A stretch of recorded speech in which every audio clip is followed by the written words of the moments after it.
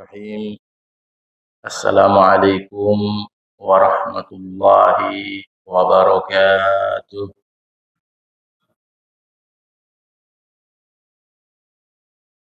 Yang sama-sama kita hormati para alim ulama, para masyayikh, para asatid, para guru-guru kita, serta para orang tua kita, dan seluruh jamaah Masjid Raya Cinere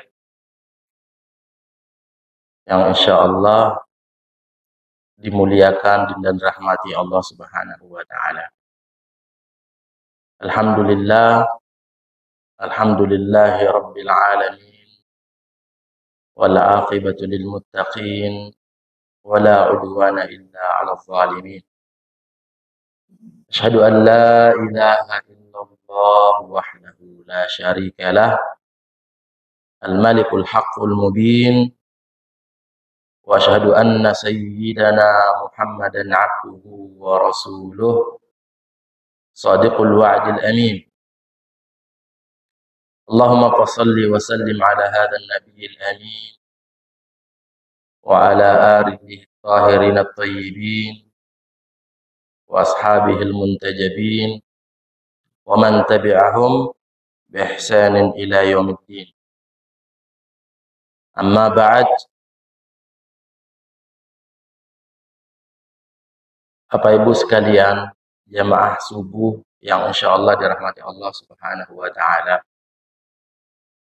Alhamdulillah, tentu merupakan kesyukuran yang tak terhingga, khususnya bagi kami pribadi, diberi kesempatan untuk bisa membersamai Bapak Ibu semuanya bersama-sama dalam mengkaji tentang agama kita, yaitu agama Islam.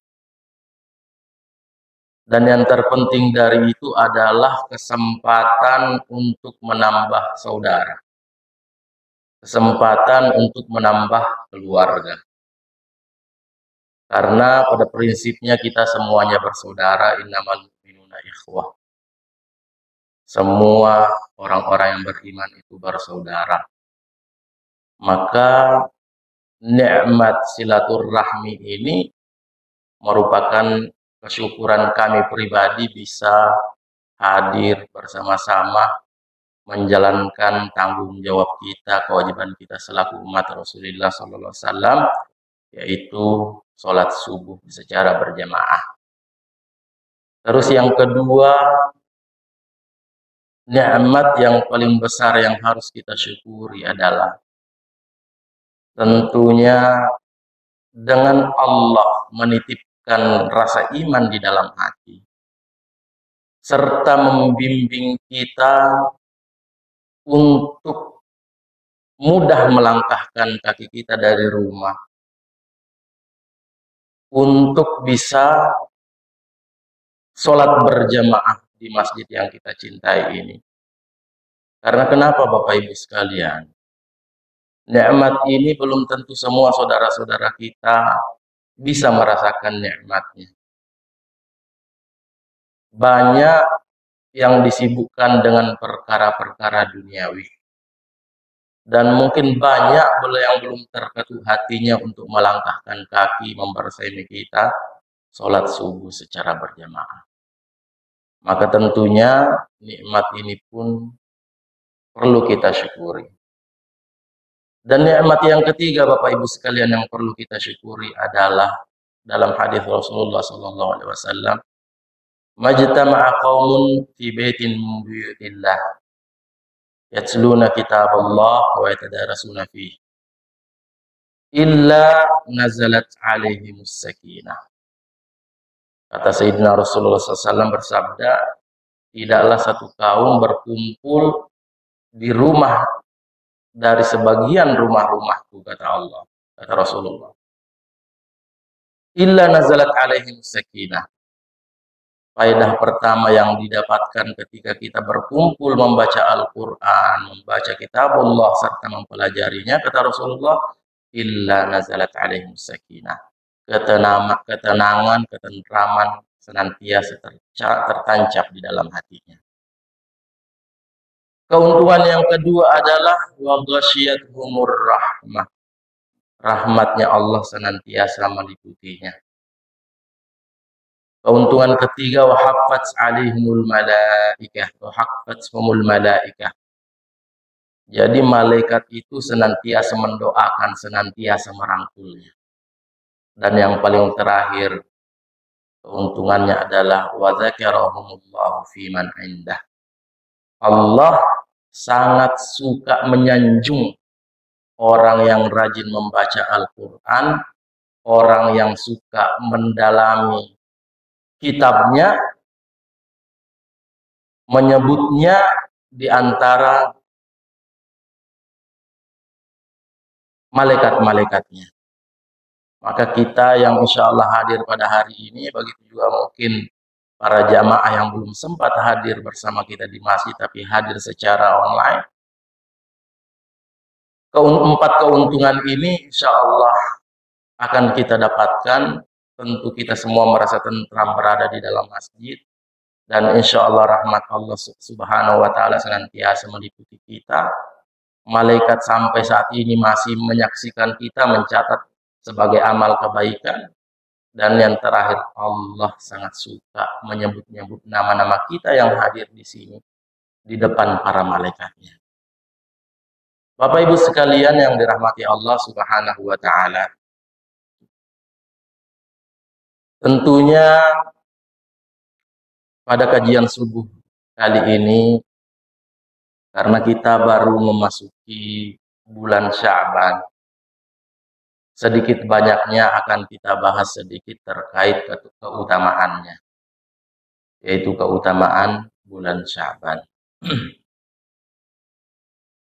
Kita semua tentunya tahu bahwa Allah subhanahu wa ta'ala memilih beberapa tempat sebagai tempat mustajabnya doa. Sebagaimana dalam hadis ma'thur, tempat-tempat seperti misalnya Masjidil Haram atau di Multazam, ketika kita umroh kita dianjurkan untuk berdoa, tempat-tempat seperti itu Allah pilih sebagai tempat mustajabnya doa, maka dianjurkan untuk berdoa, memperbanyak doa pada saat itu. Begitu juga dengan waktu. Allah subhanahu wa ta'ala memiliki atau memilih beberapa bulan di antara ayyamillah, hari-harinya Allah, bulan-bulannya Allah itu, masing-masing bulan itu memiliki keutamaan dan keistimewaan. Tentu yang mana kita ketahui bersama ada bulan namanya Ashhurillahil Muharram. Ada 4 bulan Muharram yang dimana keempat bulan tersebut diharamkan bagi kaum muslimin untuk melakukan perang. Dan bulan-bulan Muharram itu juga diyakini sebagai bulan yang dimana mustajabnya doa. Tapi apakah bulan Sya'ban itu termasuk dalamnya? Ternyata tidak. Karena 4 bulan Muharram itu Zulqa'dah, Zulhijjah, Muharram, dan yang tersendiri adalah bulan Rajab. Nah, Sya'ban ini bulan setelah bulan Rajab. Begitu juga misalnya Allah memilih Ramadan sebagai bulan di mana dipilih sebagai bulan turunnya Al-Quran. Ramadan ini memiliki banyak keistimewaan dan banyak keutamaan.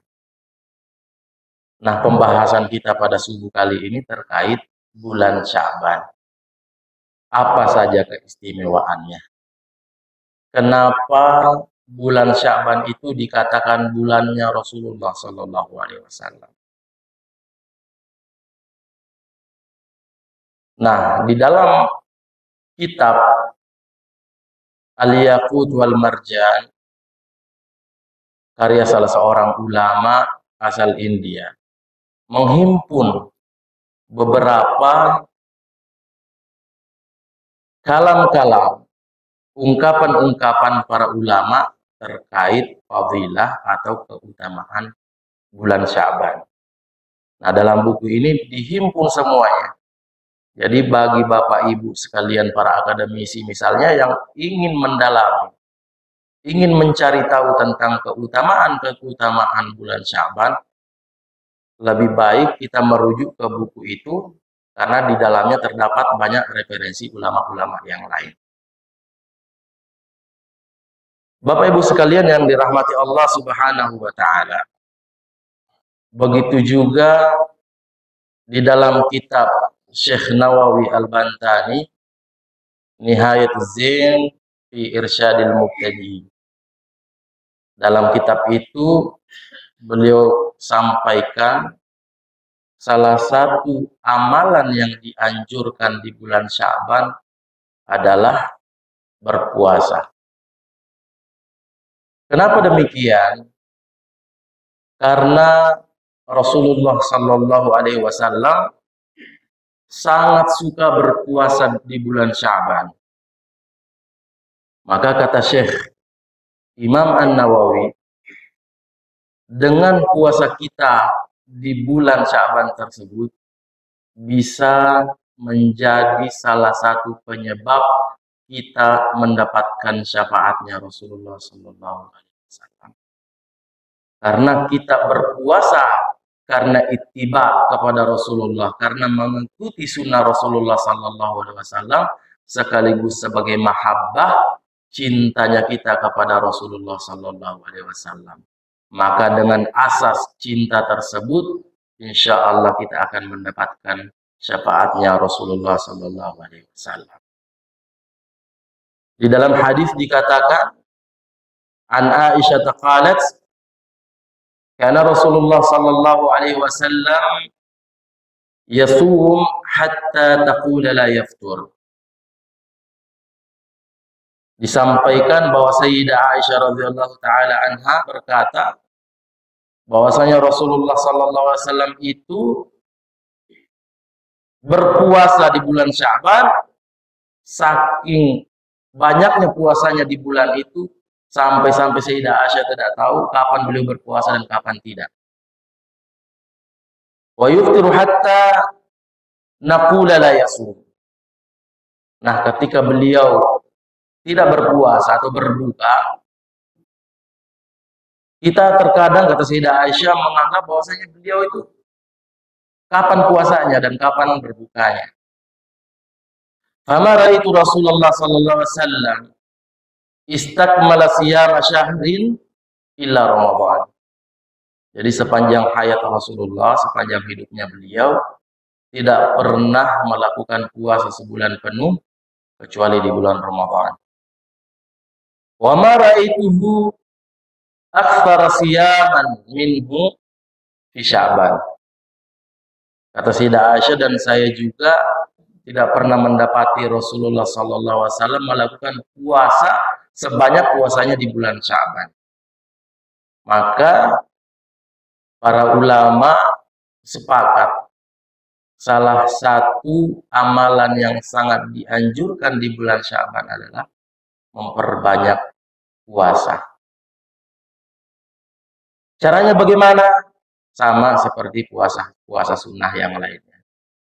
Dengan berniat, niat di dalam hati, kalau mau ditambah, memantapkan lagi hatinya, ditambah dengan ucapan niatnya, yaitu nawaitu shoma Sya'ban lillahi ta'ala. Saya berniat berpuasa Sya'ban lillahi ta'ala. Karena tentunya kita semua umatnya Rasulullah Sallallahu Alaihi Wasallam selain mengharap ridha dan rahmatnya Allah, anugerah yang terindah yang kita nanti-nantikan adalah syafaatnya Rasulullah Sallallahu Alaihi Wasallam. Semoga kita semua yang hadir pada subuh hari ini bisa mendapatkan syafaatnya Rasulullah Sallallahu Alaihi Wasallam, bisa disyafaati Rasulullah dan bisa diminumkan dari langsung tangan syarifah Rasulullah, tangan mulianya Rasulullah di telaga Al-Kautsar.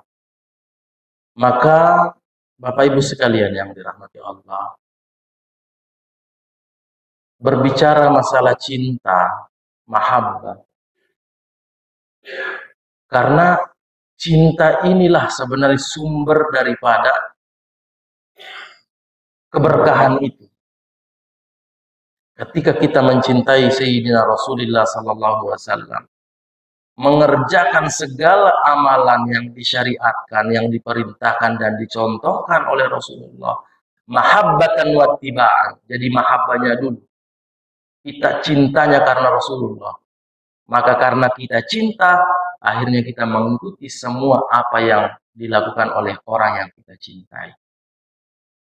Dalam hadis yang lain dikatakan, almar'u ma'aman ahab.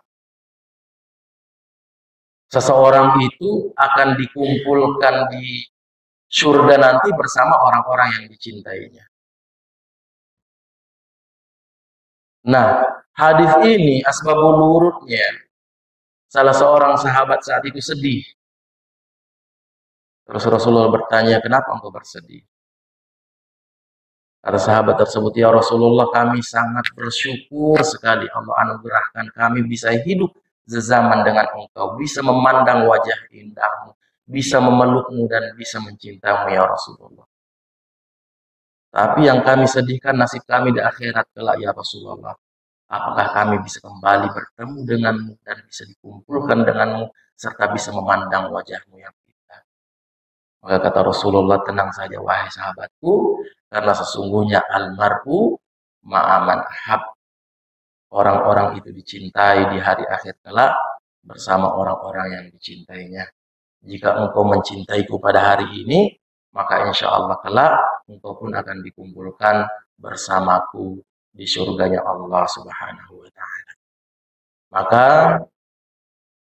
jika kita pada bulan ini mengamalkan apa yang sudah dianjurkan oleh Rasulullah, mahabbatan, karena rasa cinta kita kepada Rasulullah, karena Rasulullah Sallallahu Alaihi Wasallam sangat mencintai bulan ini, maka insya Allah selain mendapat syafaatnya Rasulullah, juga akan insya Allah bersama-sama dikumpulkan bersama Sayyidina Rasulullah Sallallahu Alaihi Wasallam. Bapak Ibu sekalian yang dirahmati Allah Subhanahu Wa Taala.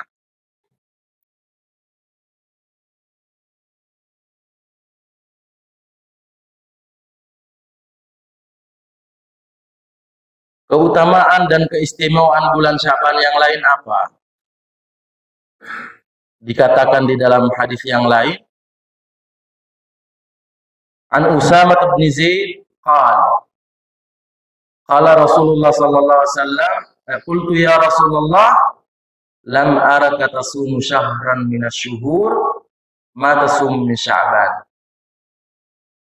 Dari Usamah bin Zaid berkata, aku bertanya kepada Rasulullah, ya Rasulullah, aku tidak melihatmu berpuasa seperti engkau berpuasa di bulan Sya'ban. Apa jawaban Rasulullah? Beliau mengatakan, qal dzalika syahrun yaqulun nasu anhu baina Rajabin wa Ramadhan. Karena bulan Sya'ban itu, kata Rasulullah, banyak orang yang lalai. Banyak orang lupa. Karena bulan Sya'ban ini dihimpit antara bulan Rajab dan bulan Ramadan. Banyak di antara umatku yang sangat sibuk melakukan ibadah di bulan Rajab karena keistimewaannya. Begitu juga dengan bulan Ramadan, akan tetapi terlupa bahwasanya Sya'ban pun memiliki banyak keistimewaan. Wa huwa syahrun turfa'u fihi al-a'mal. Salah satu keistimewaan kata Rasulullah, pada bulan Sya'ban ini amalan-amalan umat manusia itu diangkat oleh malaikat untuk ditunjukkan kepada Allah Subhanahu wa Ta'ala. Maka kata Sayyidina Rasulullah SAW, wa uhibbu an yurfa'a amali wa ana sha'im. Saya, kata Rasulullah, sangat suka, sangat cinta ketika amalku diangkat oleh malaikat untuk diperlihatkan kepada Allah. Saat itu aku berada dalam keadaan berpuasa. Maka tentunya bulan Sya'ban ini sekali lagi ditekankan oleh para ulama karena memiliki beberapa keistimewaan, terutama berpuasa di dalamnya. Bapak Ibu sekalian yang dirahmati Allah Subhanahu wa taala. Di dalam bulan Sya'ban juga terdapat malam yang namanya malam nisfu Sya'ban, yang dimana khususnya kita orang Indonesia, terkhusus lagi para Nahdliyin misalnya, sangat mengistimewakan malam nisfu Sya'ban. Kenapa? Bukan berarti tidak berdalil. Karena pada saat itu di dalam riwayat yang dikatakan an Aisyah qalat, faqattu Rasulullah sallallahu alaihi wasallam lailatan fa kharajtu fa idza huwa bil baqiyah. Suatu malam, kata Sayyidah Aisyah, aku kehilangan Rasulullah. Jadi mungkin beliau ketika bangun mencari Rasulullah tidak ada di sampingnya. Maka beliau keluar mencari Rasulullah dan beliau menemukan Rasulullah SAW saat itu sedang berada di pemakaman Baqiyah. Faqal akunti takhafina an yahifallahu alaik wa rasuluh. Ada apa gerangan wahai Aisyah? Kenapa engkau keluar? Apakah engkau takut dicampakkan oleh Allah dan Rasulnya? Kata Sayyidah Aisyah, qult ya Rasulullah, inni dhanantu annaki ataita ba'dha nisa'ik. Tidak ya Rasulullah, saya cuma ingin memastikan bahwasanya Anda ada berada di sisi saya. Saya tadi menyangka bahwasanya Rasulullah mendatangi istri-istri Anda yang lain. Maka kata Rasulullah, faqal innallaha azza wa jalla yanzilu lailatan nisfi min Sya'ban ila sama'id dunya. Kata Rasulullah, wahai Aisyah, ketahui malam ini adalah malam nisfu Sya'ban, dan pada malam ini sesungguhnya Allah Subhanahu wa taala turun ke langit-langit dunia. Fayaghfiru li aktsar min adadi sya'ri ghanami kilabin. Ketika Allah pada malam hari ini sudah turun mencari hamba-hambanya yang melakukan ibadah, maka Allah Subhanahu wa taala pada malam hari ini, wahai Aisyah, turun untuk mencari hamba-hambanya yang meminta ampun kepadanya. Maka ketika hamba tersebut meminta ampun pada malam hari ini, maka Allah akan mengampuninya meskipun dosanya sebanyak bulu domba Bani Kilab. Nah, dari hadis tersebut menandakan bahwasanya amalan yang kedua yang mungkin dianjurkan oleh para ulama adalah memperbanyak istighfar, memperbanyak minta taubat, minta ampunan Allah Subhanahu wa taala. Karena kenapa? Karena momentum ini adalah momentum yang langka, yang dimana Allah Subhanahu wa taala, ma min mustaghfirin aghfirlah, kata Allah. Siapa saja yang datang kepadaku meminta ampunanku, maka aku akan mengampuninya. Wala ubali, kata Allah dalam hadis qudsi. Saya tidak memandang berapa banyak pun dosanya sang pendosa tersebut. Walau balagat dunubu ana sama. Meskipun itu sepanjang mata memandang sampai setinggi langit dosanya, jika dia datang memohon kepada Allah minta ampunan dan maghfirahnya, maka kata Allah, Allah akan mengampuninya. Wala ubali, saya tidak akan memandang berapa banyak dosanya selama dia benar-benar datang kepada aku. Rajaan, benar-benar tadarruan, mengharap ridha dan ampunanku. Maka kata Allah, Allah akan mengampuninya. Bapak Ibu sekalian yang dirahmati Allah Subhanahu wa taala.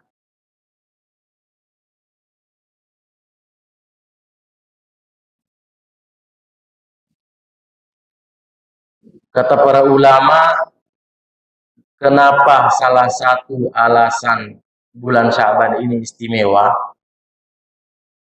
Di dalam hadis dikatakan Rajabun Syahrullah. Karena bulan Rajab adalah bulannya Allah. Karena masuk dalam Asyhurillahil Muharramah, bulan-bulan yang Muharram. Wa Sya'ban syahri. Kata Rasulullah, Sya'ban ini adalah bulanku. Wa Ramadan syahru ummati. Sedangkan bulan Ramadan itu adalah bulannya umatku. Maka Bapak Ibu sekalian, sekali lagi kalau kita ittiba'an wa mahabbatan kepada Rasulullah, kalau kita benar-benar mengakui umatnya Rasulullah SAW, maka selayaknya, seyogianya kita mengikuti apa yang sudah dicontohkan oleh Rasulullah, apa yang sudah diperintahkan oleh Rasulullah. Kalau kita cinta Rasul, maka seyogianya kita menghidupkan malam-malam Sya'ban, menghidupkan hari-hari bulan Sya'ban dengan memperbanyak amalan seperti puasa dan sedekah, serta malam-malamnya memperbanyak sholat sunat seperti tahajud. Bapak Ibu sekalian yang dirahmati Allah Subhanahu wa Ta'ala, kemudian keistimewaan bulan Sya'ban yang lain adalah ternyata bulan ini adalah bulannya sholawat. Kenapa? Karena turunnya ayat innallaha wa malaikatahu yusholluna 'alan nabi ya ayyuhalladzina amanu shollu 'alaihi wa sallimu taslima. Ayat tersebut kata para ulama turun pada bulan Sya'ban. Maka karena ayat perintah bersolawat kepada Nabi pada bulan Sya'ban, maka seyogianya kita yang mengaku selaku umatnya, kita umatnya Nabi harusnya dan sepantasnya memperbanyak bersolawat kepada Rasulullah SAW. Karena pada bulan ini, bulan di mana Allah menurunkan perintah untuk bersolawat kepada Nabi-Nya.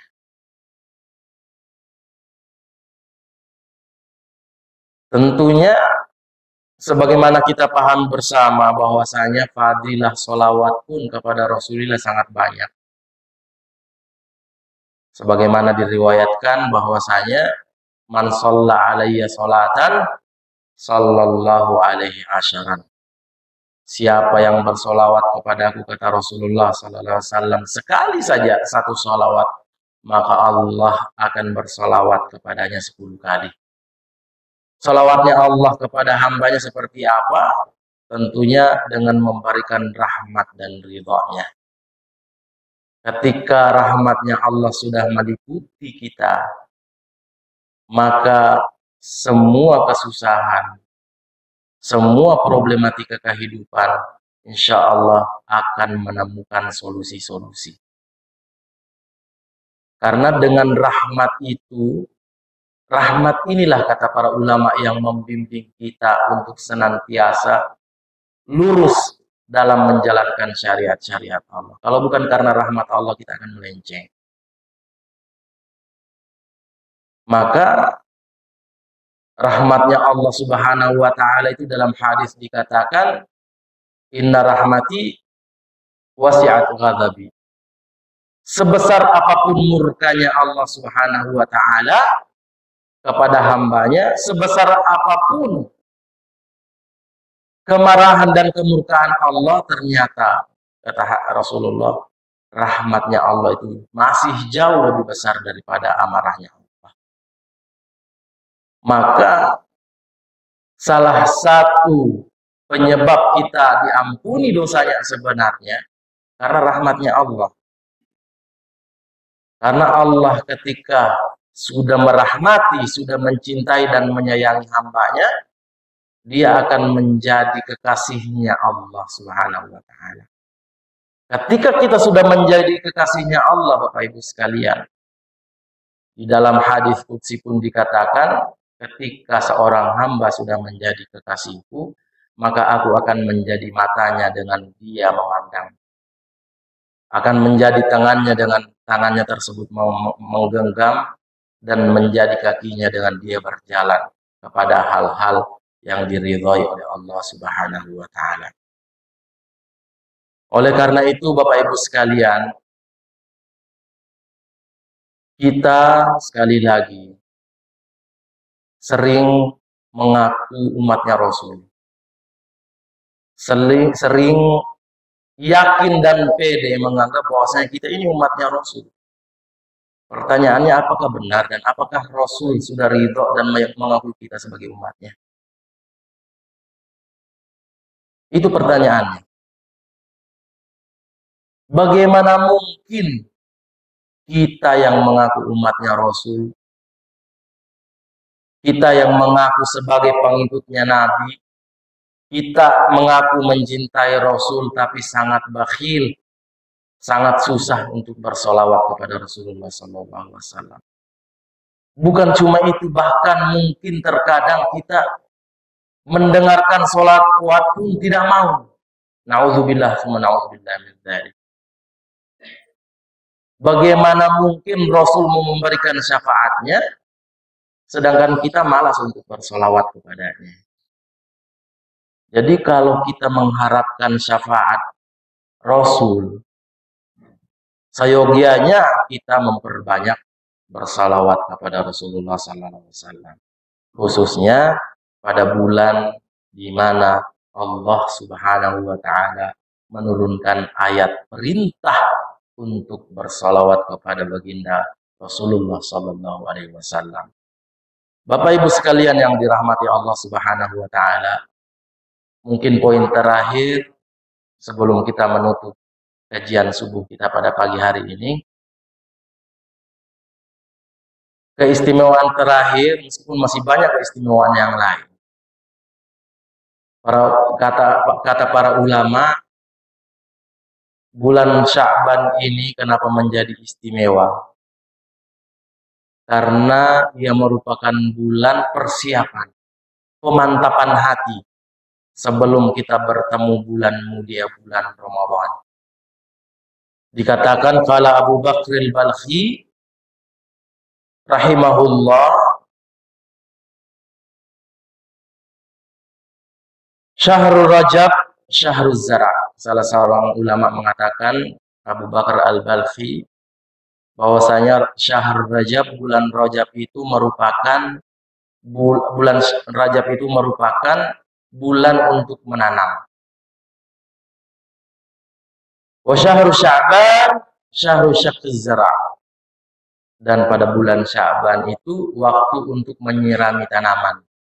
Sedangkan wa syahrul Ramadan syahruz zara.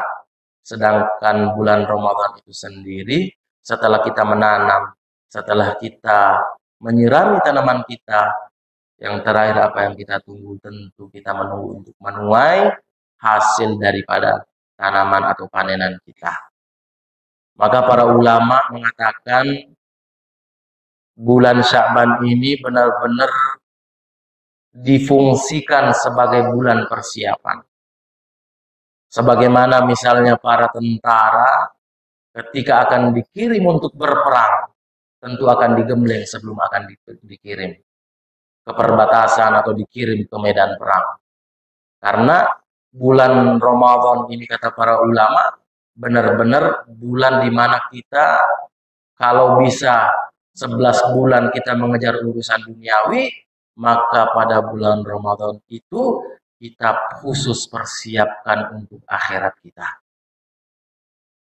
Tapi tidak mungkin kita berperang kalau tidak ada persiapan.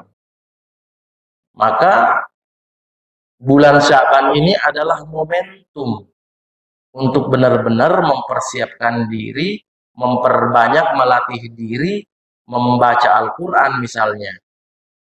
Karena di bulan Ramadan, bulan dianjurkan untuk memperbanyak membaca Al-Quran.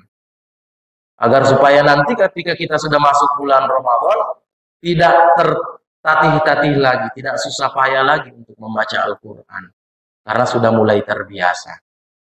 Begitu juga kenapa dianjurkan untuk banyak berpuasa, sebagaimana dicontohkan oleh Rasulullah, agar supaya ketika kita memasuki bulan Ramadan, yang dimana di dalamnya kita akan berpuasa sebulan penuh, organ dalam kita, tubuh kita ini sudah menyesuaikan diri untuk masuk ke dalam Ramadan, untuk mulai berpuasa 1 bulan penuh, agar tidak kaget.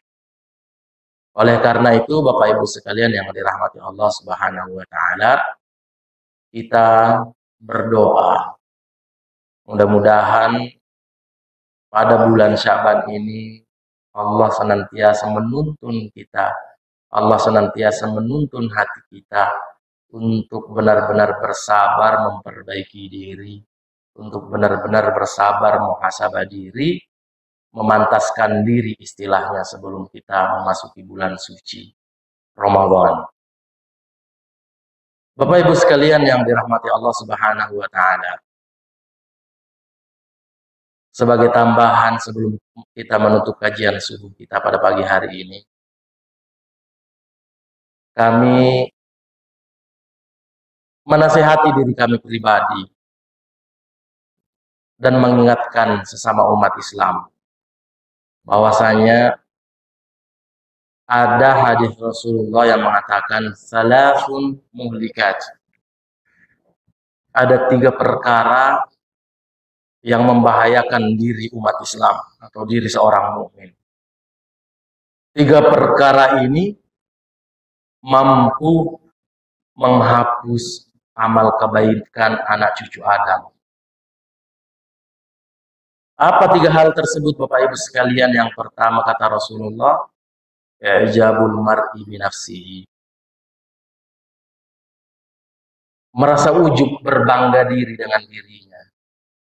Seorang ustadz, seorang kiai, seorang syekh, seorang guru misalnya, karena sudah dianggap ustadz, sudah dianggap syekh, bangga diri, ujub, menganggap lebih baik daripada yang lain. Begitu juga misalnya kita yang Allah beri anugerah untuk mudah bangun tengah malam melakukan tahajud, terkadang kita ujub. Ini kami menasihati diri kami pribadi. Ujub, bangga diri, rajin tahajud, tapi memandang sebelah mata orang yang saat ini belum dikarunia oleh Allah untuk bangun seperti kita tengah malam bertahajud. Tapi kita tidak pernah mengetahui amalan apa yang istimewa dari saudara-saudara kita yang lain. Mungkin saja ada amalan yang lain yang jauh lebih baik daripada amalan kita. Hati-hati, karena amalan atau berbangga diri, ujub diri, itu kata Rasulullah bisa menghapus pahala kita. Apa gunanya kita sholat tahajud setiap malam kalau kita belum bisa mengikis? Kita manusia biasa, kita akui masih jauh daripada kata sempurna. Tapi kita harus berusaha untuk senantiasa melatih diri untuk ikhlas dalam setiap amal perbuatan kita. Terus yang kedua kata Rasulullah, bagian daripada hal yang bisa menghapus amalan kita itu adalah al-hasad, dengki. Ada saudara kita yang diberi karunia anugerah Allah berupa melimpahnya rezekinya misalnya, kita sebagai tetangga, kita sebagai saudara iri, dengki. Dia yang beli kulkas kok kita yang kepanasan. Nah, hal-hal seperti itu kata Rasulullah, iyyakum wal hasad. Rasulullah mentahdzir, mengingatkan, jauhi olehmu rasa dengki, hati-hati. Fa innal hasada kata Rasulullah, sesungguhnya dengki, iri hati itu ya'kulul hasanat, akan memakan kebaikan-kebaikanmu, kama ta'kulun narul hatabah, sebagaimana api unggun melahap kayu bakar.